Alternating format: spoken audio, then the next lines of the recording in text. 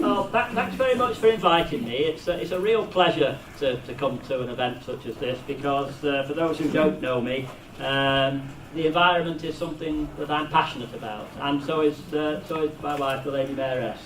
We've both got different interests in things. With me, it's probably more to do with the animals and things. With my wife, she's fanatical about plants.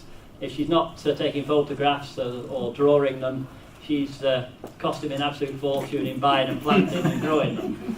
So, you know, we both come from that background, and but if you don't know, my chosen charities this year are the RSPB and Bug Life, so I hope you'll get the chance to support those if the opportunity comes along, because for me it was important to pick something that wasn't the usual run-of-the-mill stuff that everybody picks. You know, we all know people who've got cancer, we all know people who've got heart problems and dementia, and they do tug at the heartstrings. But for me, the environment is just as important of all of those things, because if we don't look after our environment, there won't be anything for us to do in the future.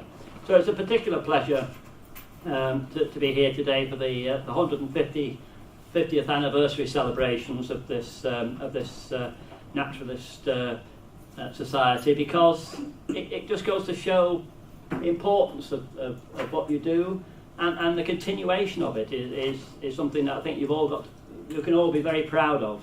I understand that originally there were 24 founding members.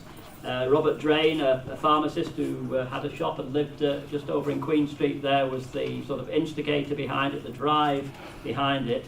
And I wonder if those 24 people realise just what changes will have taken place in the world since they first founded that. But of course, at the time, people didn't have cameras and weren't able to capture these things in the way they do now. So of course, unfortunately for the creatures of the time, they tended to be either caught and brought back to zoos or killed and stuffed or mounted, so that people could actually see what they were like. But nevertheless, even though, you know, we might look back at that now and think, well, that's particularly unpleasant, and none of us, I would hope, would want to do anything like that.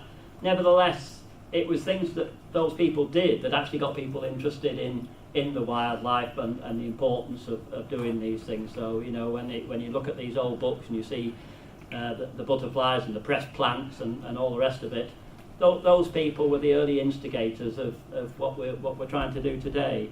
So it was really, really nice to do that. And I understand today we're privileged to have Hugh Salmon and his wife here today, who've come over from Maltus to visit us, which is absolutely fantastic, because of course Hugh's father, Colonel H. Morris Salmon, was a very distinguished early wildlife photographer.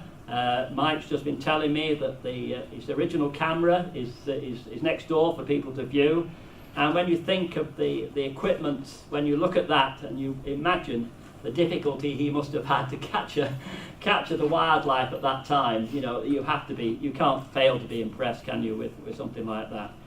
And of course, things have moved on, and now, you know, the society, I was told that you know, they did a lot around protection of birds and their eggs, and that's something that still goes on today, you know. Although of course you hear about some of these well-known presenters now who started out actually stealing eggs themselves and realised that wasn't the way to go. So it's an interesting dichotomy, isn't it, how people get into something as important as the natural history of the world. But we all know, don't we, those of us here today, the absolutely vital job that we need to do and continue to do to move forward, to keep on banging that drum about the environment that we live in, because our children, our grandchildren and our great-grandchildren are going to depend on what we do today. And if we get it wrong over this next few years, they will be the people who suffer, not us, it'll be them. And the wildlife will disappear, and in fact the human species could disappear if we continue to make a mess of things. So I'm optimistic. I've always been optimistic about these things, and hopefully societies like yourselves, who will be celebrating your 150 years next Monday, I understand, at your annual general meeting, have a big part to play in spreading the word and it's been a real pleasure, as I say, to come here, and I would hope that I'll be certainly going to have a look myself at the exhibition next door, and I hope you'll do the same. So it's been a real pleasure to be here. Happy to chat to people afterwards, and good luck with your celebrations. Thank you.